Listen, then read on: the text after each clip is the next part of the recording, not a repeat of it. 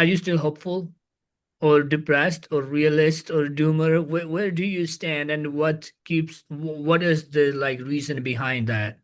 Well, I mean, first of all, hope is a complicated word, and It depending, is. They say different they, kind, they say in the business school it's not a strategy, but yeah. right? There's the kind of hope that, Santa is going to bring you a new bicycle, and there's the kind of hope that, uh, I mean, there's just all different kinds of Yeah. hopes. So it's a complicated question, right? So people do always ask me. I've been writing about this for so long. Why are you not sort of living in your basement, drinking bourbon, and scrawling on the walls with crayons, right?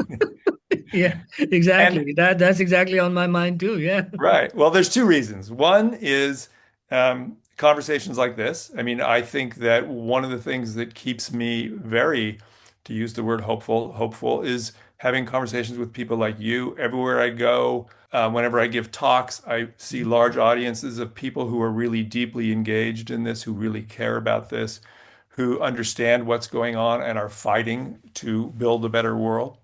And that's tremendously inspiring, whether it's, a technologist, a guy who's starting a solar company, or a students on campus, or scientists, or, I just meet all kinds of people who are just incredibly inspiring and fearless and tough and strong and understand what's going on and are determined to fight for it, right? And so that is very inspiring.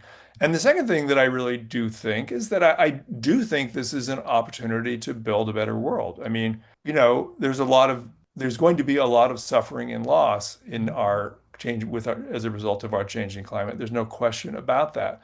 But it's also an opportunity to do things differently, right? And when I drive around Austin here, driving down Lamar Boulevard full of strip malls and stuff, I don't look at that and think, oh, this is the perfect arrangement of civilization. It would be a shame if anything happened to these 75 blocks of strip malls, right? I mean, there's different ways of living, better ways of organizing our lives that I think we can do with this. And you see that in adapting to heat, adapting to sea level rise.